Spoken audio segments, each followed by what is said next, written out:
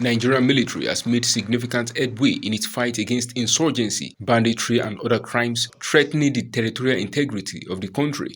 However, there are calls for the security forces to continue to sustain that tempo to prevent a recurrence of those menaces. It is against this backdrop that the Commandant of the Nigerian Air Force War College, Air Vice Marshal Sayo Olatunde, decided to author a handbook for military officers, strategic planners, and decision makers titled Analytical Framework for Applying Critical Thinking to Operational Planning and Resolving Insurgency with Net Assessment. While reviewing the book, a publisher, Yushao Shuaib, listed the military and non-military components of counterinsurgency, which will help ease the burden of the nation as it continues to combat those problems. Now, in tackling insurgency, the author listed and explained how military and non-military components of counterinsurgency can be deployed.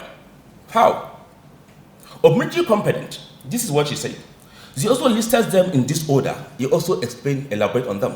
My own, I don't want to take time of our special guest and chairman. I'll just mention some of them this way. One, there's need for the quality leadership of the military. I thank God we're having the same now among our services. They are doing very, very well. Two, tactics and strategy, military intelligence, through behaviors, air and naval support to the ground troops, through civil-military relations, and popular militia, which, when we talk about popular militia we're having Northeast now, we can call them the civilian JTF. Meanwhile, on non-military factor for counterinsurgency, they include police operation, civilian intelligence, psychological operation. The chief launcher of the book, the Minister of Defense, Major General Bashir Salih Magashi, retired, represented by a Special Advisor Technical, Major General Ahmed Tijani Jibrin, retired, charged military officers to cultivate reading and writing culture, while noting that the author's effort is inspirational. General Marwa has also told us, and incidentally I was around when he was making the challenge, that military officers should try as much as possible to be writing books. Because no matter how knowledgeable you are, one day you will not be there. It is what you are able to put down on pages of books that will now continue with the legacy you have brought to the world.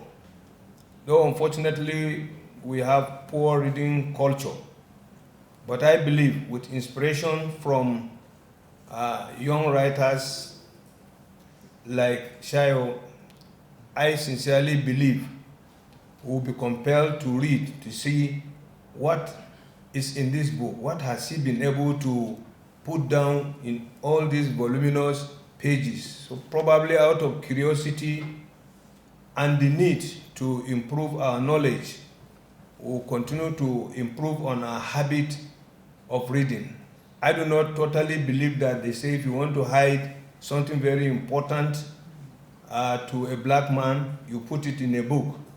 I believe there are a lot of us here that are reading a lot.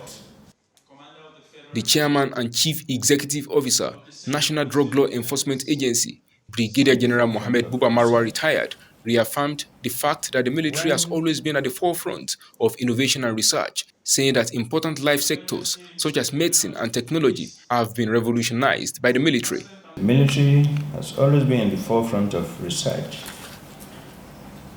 When President Trump fell ill to COVID,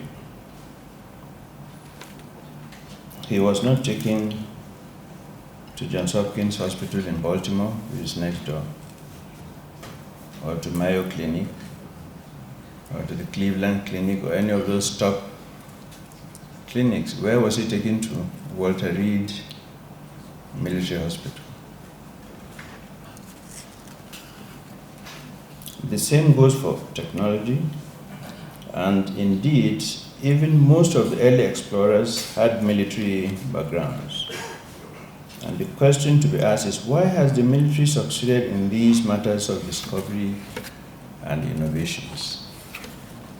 Because, to begin with, the quintessential military mind, and that applies to all of us here, the quintessential military mind is uniquely brilliant. Though it has been abridged because The author, AVM Olatunde, said one of the main purposes of writing the book is to further enhance critical thinking and net assessment in the armed forces. He hopes those factors will augment the level of proactiveness in the military. When we talk of critical thinking, like I said, while I was directing staff at the Armed Forces Command and Staff College, at the Air Force War College and National Defense College, I observed that problem of students and participants turning up operational plans that are not the best. And I discovered that the problem was that they were not applying critical thinking adequately. So that was one of the reasons. And again, like I said in the other two, net assessment will inject proactiveness into our operational planning. We don't want to be reactive in our operational planning and management. We want a situation whereby we can look at the critical drivers of insecurity within internal environment and external environment around us, and then try to analyze how they could develop or evolve in the near and far future. And based on that, we go ahead and strategize, either to prepare for those things that could evolve, that could happen in the future, or to even prevent them from happening. That's the whole idea.